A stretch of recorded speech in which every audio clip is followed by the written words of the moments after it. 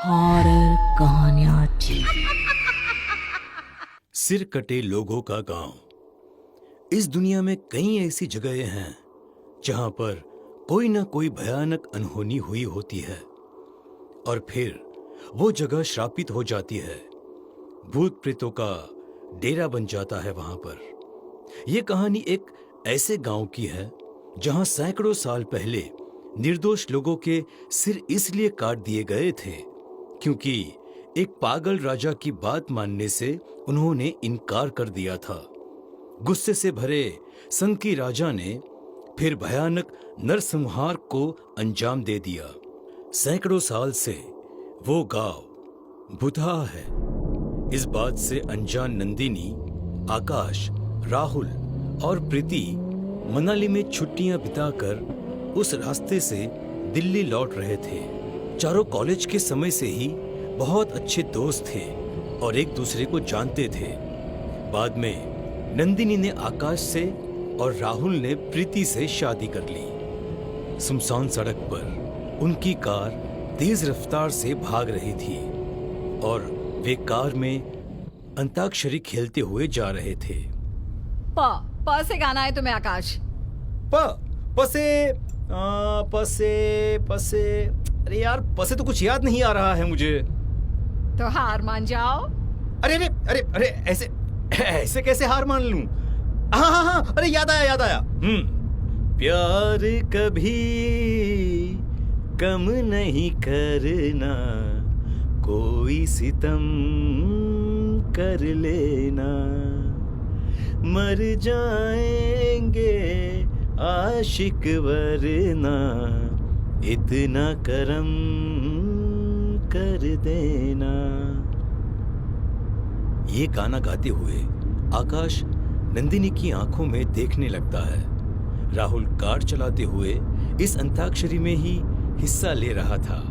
अचानक राहुल ने देखा कि एक सिर कटा आदमी उसकी कार के आगे खड़ा है। राहुल की कार फुल स्पीड में थी। राहुल कार में जोर से ब्रेक लगाता है। ओए राहुल, क्या हो गया? इस तरह कोई ब्रेक लगाता है क्या? मेरी तो जान ही निकल गई। तेज रफ्तार कार में अचानक लगे ब्रेक से सभी टेंशन में आ जाते हैं क्योंकि उनकी गाड़ी अनबैलेंस्ड हो जाती है। लेकिन राहुल नंदिनी की बातों का कोई जवाब नहीं देता है और गौर से कार के शीशे से आगे की ओर देखता है। क्या हुआ राहुल? इतने गौर से क्या देख रहे हो?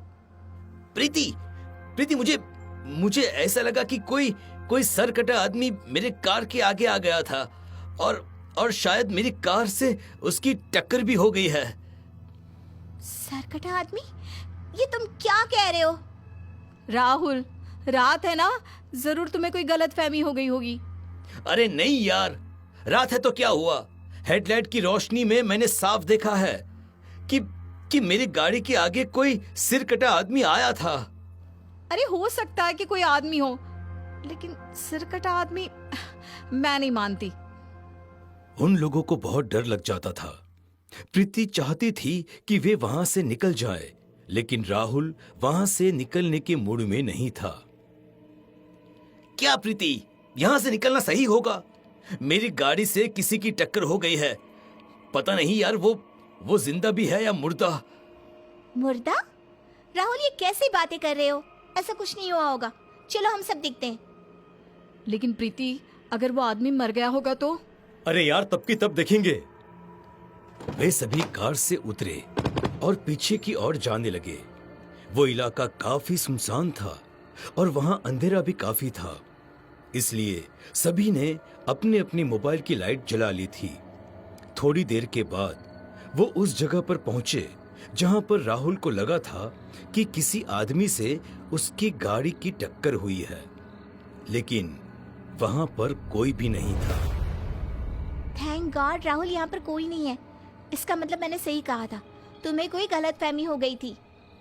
राहुल ने भी राहत की सांस ली और सभी दोस्त वापस कार की ओर जाने लगे। तभी राहुल को लगा कि उसके पैरों को किसी ने जोर से पकड़ लिया है।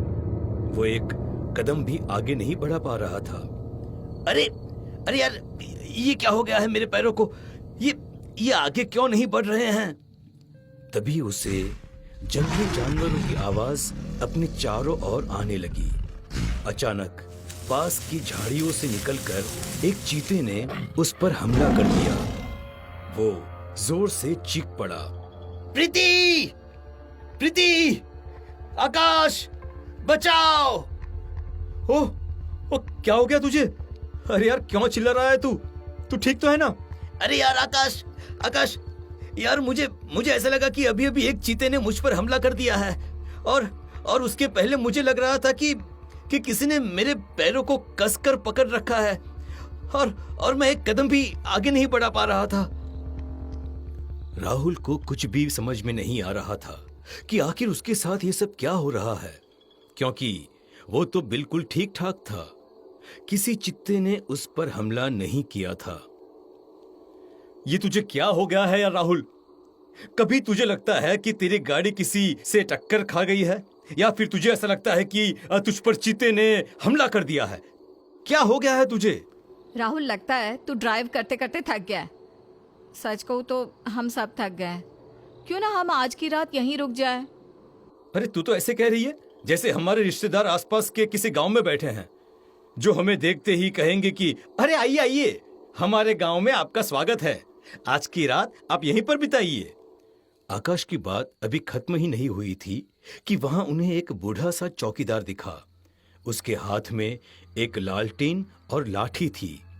उसने उन लोगों से कहा, अरे अरे आइए आइए, हमारे गांव में आपका स्वागत है, आज की रात आप यहीं पर बिताइए। उस चौकीदार की बात को सुनकर नंदिनी समेत सभी की हंसी छूट गई। चौकीदार के साथ वो सभी अपनी कार के पास पहुंचे। अरे साहब, हमारा गांव बस यहाँ से 2 किलोमीटर की दूरी पर है, लेकिन वहां आप कार चलाकर नहीं जा सकते हैं। क्या मतलब कार चलाकर नहीं जा सकते? मतलब क्या, अब सड़क खराब है क्या? अरे नहीं नहीं साहब, आप समझे नहीं। मेरे कहने का मतलब है कि आप वहां पर कार चलाकर नहीं जा सकते, कार मुझे चलानी होगी। चौकीदार की बात सुनकर सभी चौंक गए और उसकी तरफ घुरक कर देखने लगे।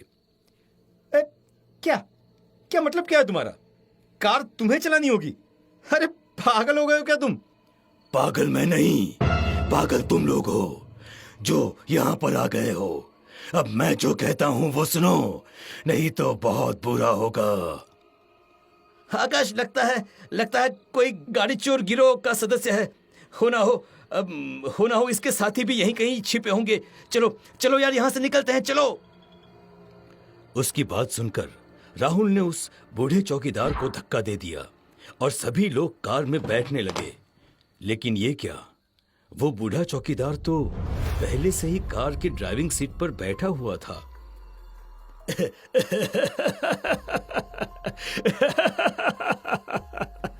अरे ये कब आकर गाड़ी में बैठ गया?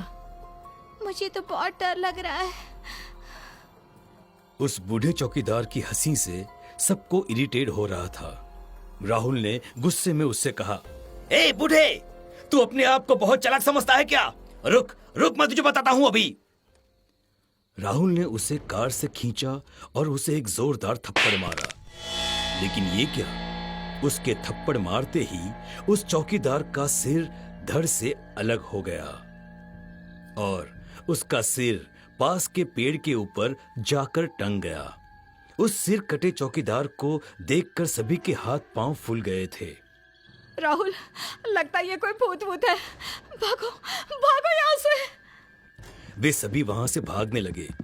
सिर कटा चौकीदार भी उनके पीछे पीछे भागने लगा। भागते भागते वो एक गांव के पास पहुंचे। उस गांव का नाम था सिरकटापुर। ये कैसा नाम है, सिरकटापुर? अरे नाम से क्या लेना है? अभी अपनी जान बचानी है हमें, चलो।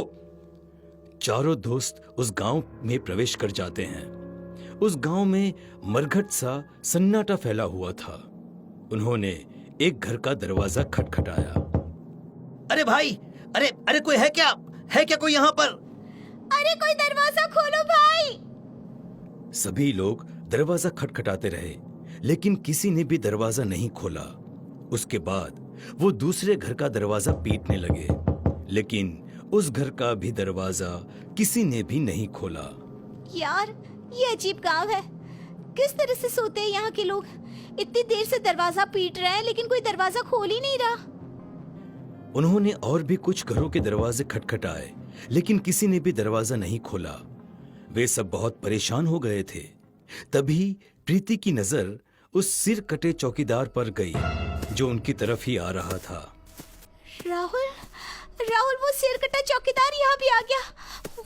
वो देखो, वो हमारी ओर ही आ रहा है।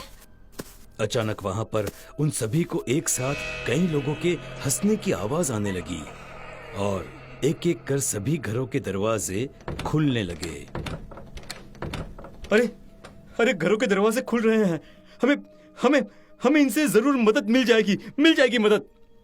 लेकिन अगले ही पल उन्होंने जो देखा, उसे देखकर सभी की चीखें निकल गई। उन सभी घरों से सिर कटे लोग निकल रहे थे।